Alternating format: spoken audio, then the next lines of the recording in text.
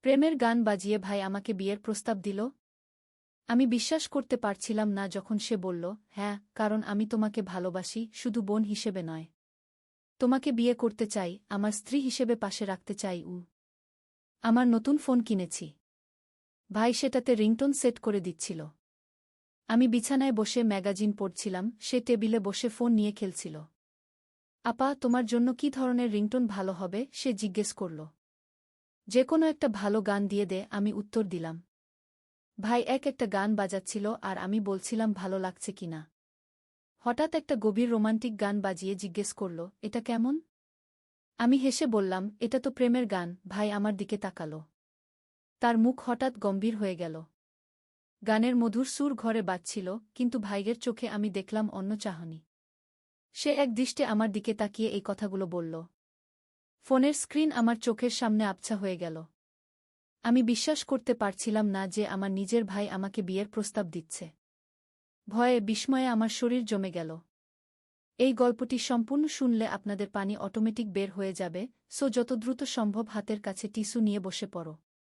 বিছানার চাদর যেন নষ্ট না হয় সেটা সম্পূর্ণ খেয়াল রাখার অনুরোধ জানিয়ে গল্পটি এখন শুরু করব। তার আগে সর্বশেষ অনুরোধ, দয়া করে এমন পানি বের করার গল্প নিয়মিত শুনতে আমাদের চ্যানেলটি সকলেই সাবস্ক্রাইব করুন। ধন্যবাদ। হ্যালো বন্ধুরা, আমার নাম নীলিমা চৌধুরী। আমার বয়স 40 বছর। আমার স্বামীর নাম সুমিত চৌধুরী, বয়স 43 বছর। আমাদের 2 সন্তান, অভিজিৎ আর সমীক্ষা। অভিজিৎ 18 বছর বয়সী, কলেজে পড়ে। সমীক্ষা 13 বছর বয়সী, স্কুলে যায়। আমার জীবনে হঠাৎ করে এক ভয়ঙ্কর ঘটনা ঘটেছিল। আমি যখন কথাটা শুনলাম, আমার কান বিশ্বাস করতে পারছিল না। আমার ছোট ভাই অনুরাগ, যাকে আমি ছোটবেলা থেকে মানুষ করেছি, সেই আমাকে এমন কথা বলছে। সেদিন সকালে আমার নতুন ফোন কেনার পর এই ঘটনা ঘটেছিল। অনুরাগ আমার চেয়ে মাত্র 3 বছরের ছোট। যখন আমার বাবা-মা দুর্ঘটনায় মারা গিয়েছিলেন, তখন আমি সবে 20 বছর পার করেছি আর অনুরাগ ছিল 17 বছরের। আমি তখন থেকেই তাকে নিজের দায়িত্বে রেখেছিলাম, কোনোদিন ভাবিনি এমন কিছু হতে পারে। অনুরাগের কথা শোনার পর আমি স্তব্ধ হয়ে গেলাম। অনেকক্ষণ কথা বলতে পারিনি। তারপর ধীরে ধীরে বললাম, তুমি জানো তুমি কি বলছ? এটা কতটা অস্বাভাবিক?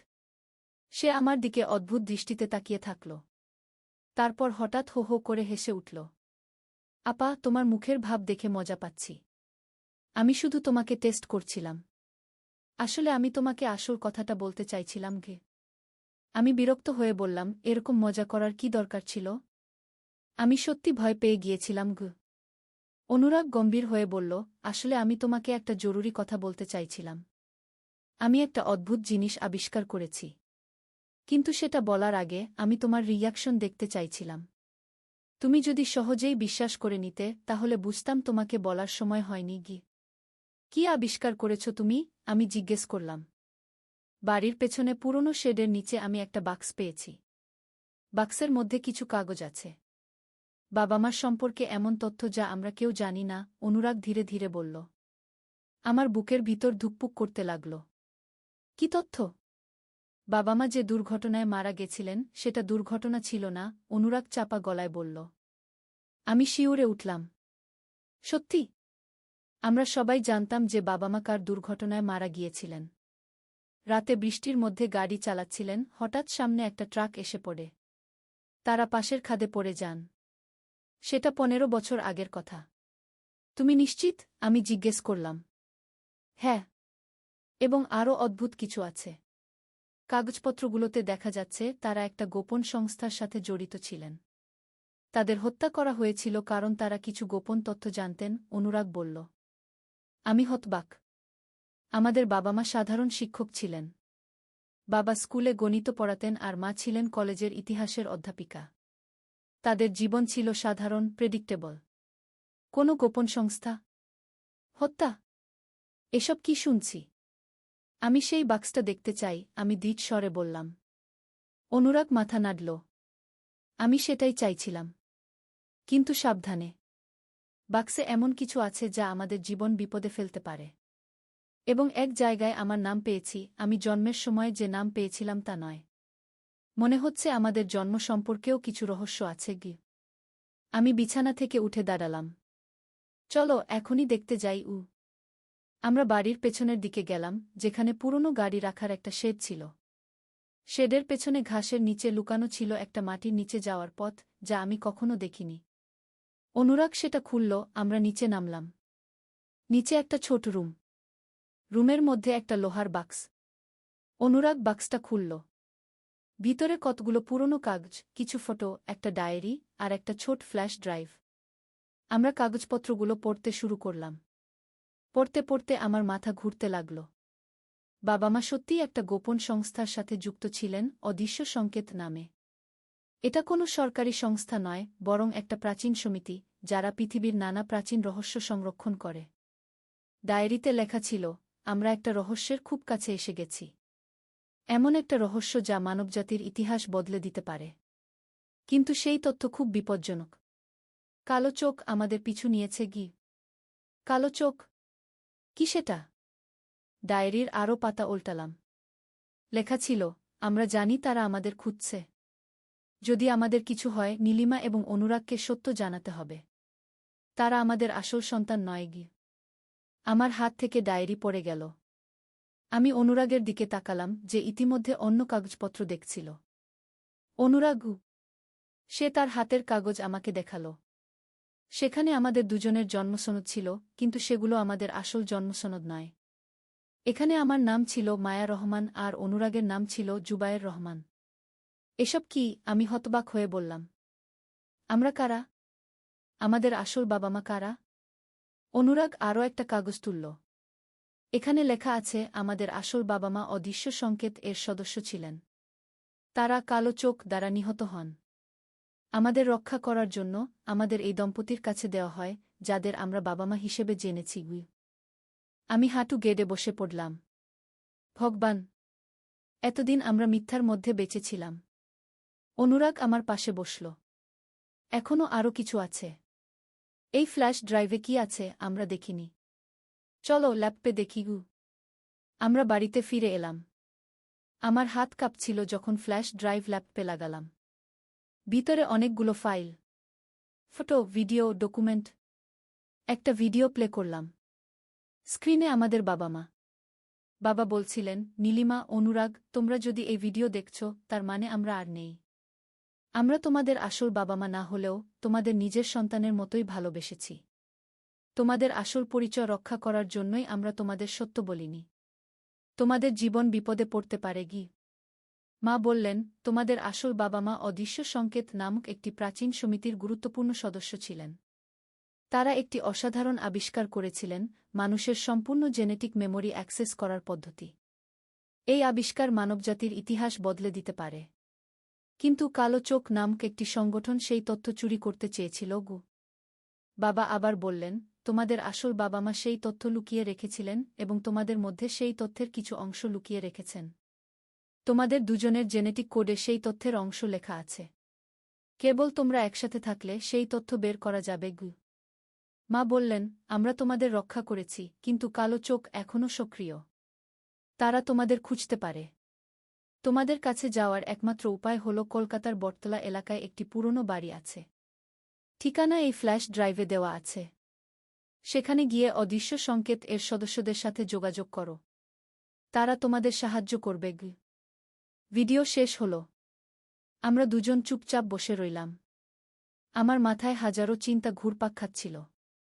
আমরা কারা? আমাদের আসল বাবা মা কারা? অদৃশ্য সংকেত কি? কালো চোখ কারা? আমাদের কি করা উচিত? আমি জিজ্ঞেস করলাম। অনুরাগ দৃঢ় স্বরে বলল, আমাদের কলকাতা যেতে হবে। সেই বাড়ি খুঁজে বের করতে হবে। আমাদের আসল পরিচয় জানতে হবে গি। আমি মাথা নাড়লাম। কিন্তু সুমিত আর বাচ্চারা? আমি তাদের ছেড়ে যেতে পারব না গি। তাহলে আমরা সবাই যাব, অনুরাগ বলল। তাদেরকে সবকিছু বলতে হবে। আমরা পরিবার হিসেবে এই রহস্য সমাধান করব। আমি গভীর নিঃশ্বাস নিলাম। ঠিক আছে। আজ রাতেই সুমিতকে সবকিছু বলব। সেই দিন রাতে যখন সুমিত অফিস থেকে ফিরল, আমি তাকে সব বললাম।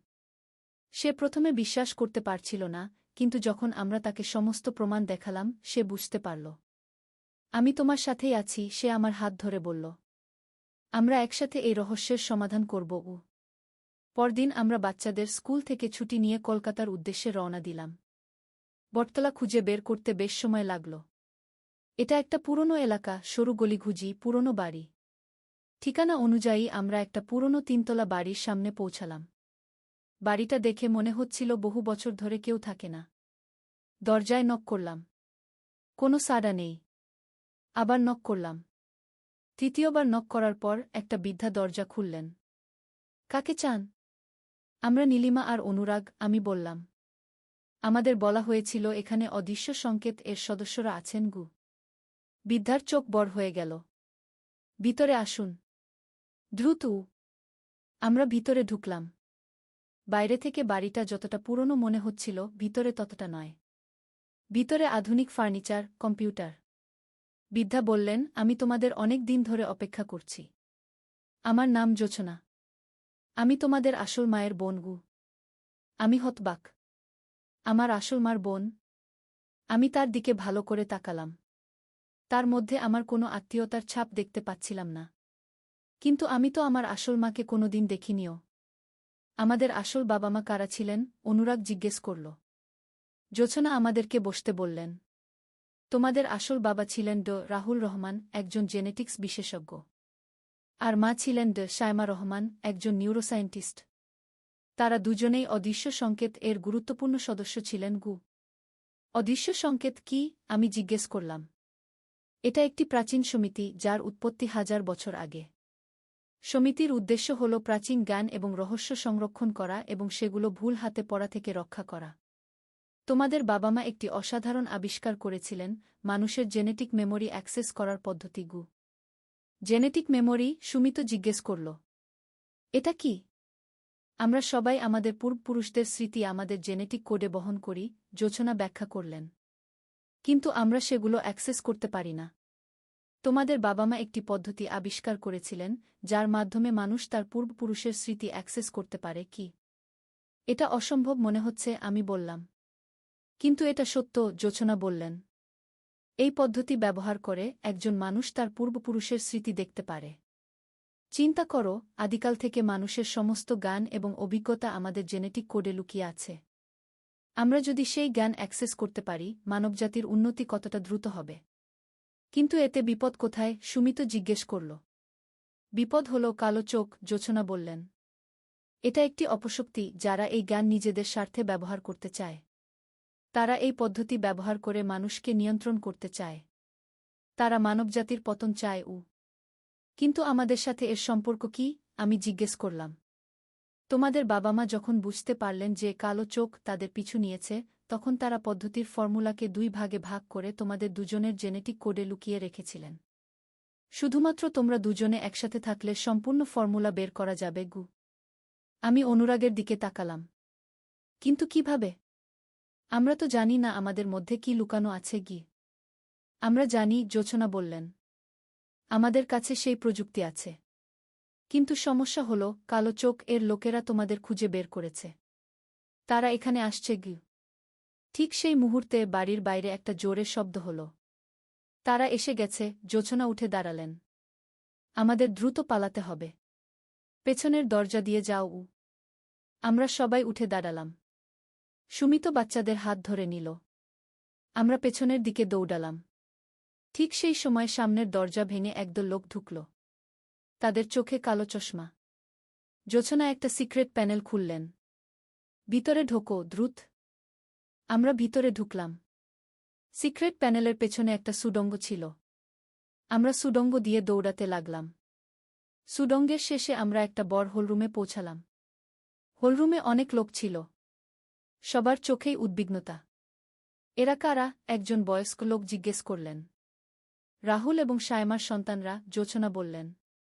নীলিমা এবং অনুরাগ। কালো চোখ তাদের খুঁজে পেয়েছে গি। বয়স্ক লোকটি আমাদের দিকে এগিয়ে এলেন। আমি অরুণ সেন। আমি তোমাদের বাবার সহকর্মী ছিলাম। তোমরা ঠিক সময়ে এসেছ। কালো চোখ তাদের শেষ অপারেশন শুরু করেছে। তারা সারা বিশ্বে তাদের এজেন্টদের ছড়িয়ে দিয়েছে। আমাদের কাছে সময় কম নেই। কিন্তু আমরা কি করতে পারি? আমি জিজ্ঞেস করলাম। তোমাদের বাবা মার আবিষ্কার ব্যবহার করে আমরা কালো চোখকে থামাতে পারি, সেন বললেন। কিন্তু সেটা করার জন্য আমাদের তোমাদের দুজনের জেনেটিক কোড থেকে সেই ফর্মুলা বের করতে হবে। কিভাবে? অনুরাগ জিজ্ঞেস করল। সেন আমাদেরকে একটা ল্যাবরেটরির দিকে নিয়ে গেলেন। ল্যাবে দুটো বড় মেশিন ছিল। এই মেশিনের মাধ্যমে আমরা তোমাদের জেনেটিক কোড স্ক্যান করব এবং সেখান থেকে ফর্মুলা বের করব, সেন ব্যাখ্যা করলেন। এটা কি বিপজ্জনক? সুমিত জিজ্ঞেস করল। না, কোনো বিপদ নেই, সেন আশ্বাস দিলেন। তবে প্রক্রিয়াটি একটু কষ্টদায়ক হতে পারে কি? আমি অনুরাগের দিকে তাকালাম।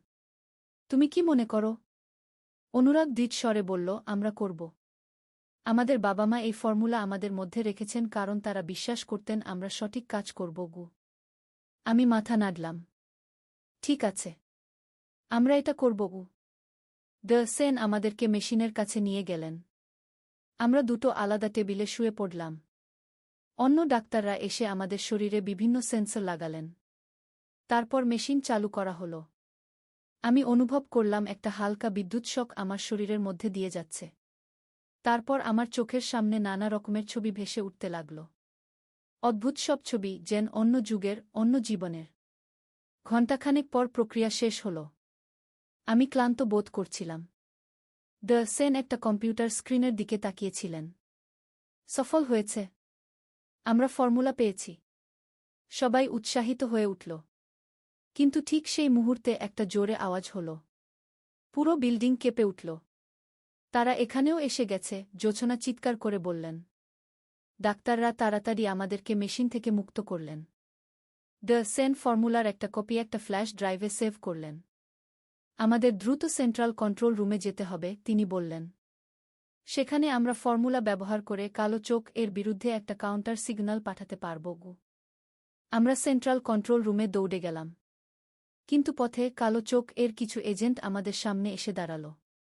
তারা কালো স্যুট পরেছিল আর চোখে কালো চশমা।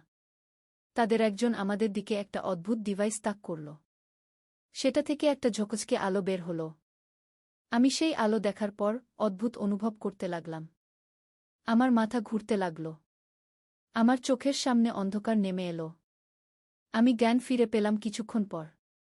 আমি একটা অন্ধকার রুমে ছিলাম। আমার হাত পা বাঁধা। আমার পাশে অনুরাগকে দেখতে পেলাম। সেও জ্ঞান ফিরে পাচ্ছিল। নীলিমা, তুমি ঠিক আছো? অনুরাগ জিজ্ঞেস করল। হ্যাঁ, আমি জবাব দিলাম। কিন্তু আমরা কোথায়? কালো চোখ এর হেডকোয়ার্টারে একটা গম্ভীর কণ্ঠ বলল। আমরা তাকিয়ে দেখলাম একজন লম্বা, রোগা মানুষ রুমে ঢুকল। আমি শেখর, সে বলল। আমি কালো চোখ এর প্রধান বৈজ্ঞানিক। তুমি কি চাও? আমি জিজ্ঞেস করলাম। তোমাদের জেনেটিক কোডে লুকানো ফর্মুলা, সে বলল। সেটা দিয়ে আমরা পুরো বিশ্বের মানুষকে নিয়ন্ত্রণ করতে পারব। তুমি পাগল, অনুরাগ বলল। আমরা তোমাকে সেটা কখনোই দেব না। শেখর হাসল। তোমাদের দিতে হবে না। আমরা তোমাদের জেনেটিক কোড থেকে সেটা বের করে নেব। সে কয়েকজন সহকারীকে ডাকল।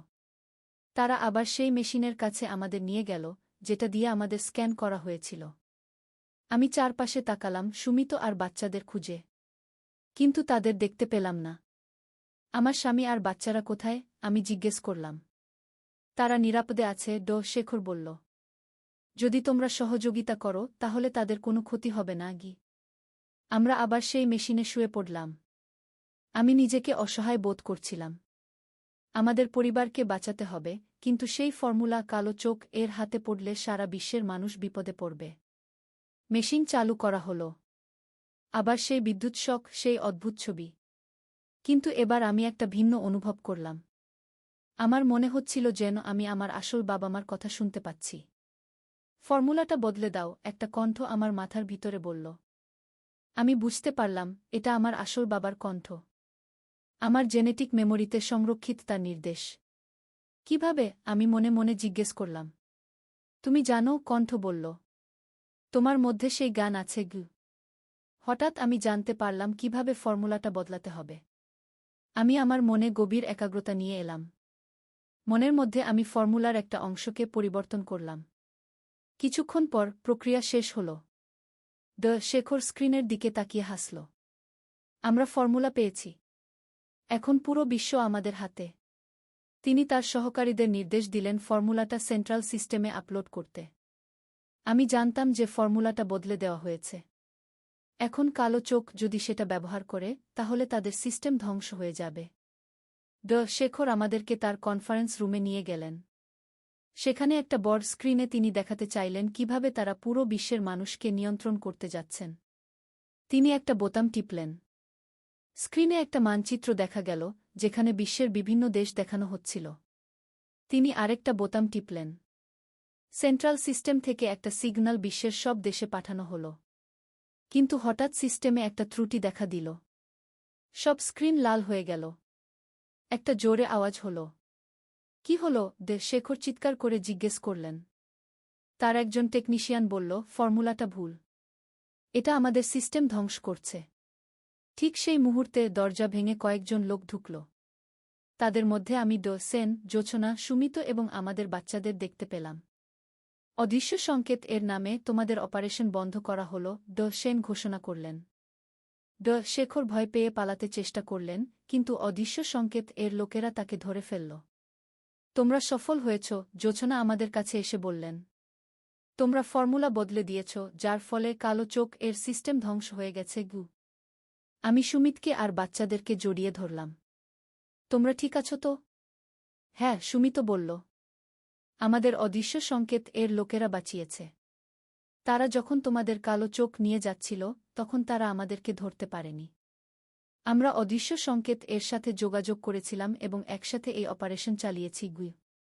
সব শেষে কালো চোখ এর এজেন্টদের গ্রেপ্তার করা হল। শেখর এবং তার সহকারীদের জেলে পাঠানো হল। অদৃশ্য সংকেত আবার সক্রিয় হয়ে উঠল এবং বিশ্বকে কালো চোখ এর হাত থেকে রক্ষা করল। আমি, সুমিত, অভিজিৎ, সমীক্ষা আর অনুরাগ আবার আমাদের বাড়িতে ফিরে এলাম। কিন্তু এবার আমরা জানতাম যে আমরা কারা, আমাদের আসল পরিচয় কি, আর আমাদের উত্তরাধিকার কি। আজ আমরা অদৃশ্য সংকেত এর সক্রিয় সদস্য। আমাদের দায়িত্ব প্রাচীন জ্ঞান রক্ষা করা এবং বিশ্বকে রক্ষা করা। আমরা সেই কাজ করে যাচ্ছি, আমাদের বাবা-মার মতো। আর আমাদের বাচ্চারা? তারাও এখন জানে তাদের আসল ইতিহাস। তারাও একদিন অদৃশ্য সংকেত এর প্রজন্মের অংশ হবে। রহস্য, অ্যাডভেঞ্চার, ভয়, এসব এখন আমাদের জীবনের অংশ। কিন্তু আমরা একসাথে আছি, একটি পরিবার হিসেবে, এবং আমরা জানি আমাদের দায়িত্ব কী। আমরা যেখানেই যাই করি, আমরা অদৃশ্য সংকেত এর উত্তরাধিকারী, আর সেই গর্ব আমরা সব সময় বহন করে চলি। সমাপ্ত। নদীর ধারে এক গ্রাম। প্রথম অধ্যায়, শুরুর কথা। পদ্মা নদীর ধারে ছোট্ট একটা গ্রাম, নামটা হল কুসুমপুর। এই গ্রামে বাস করত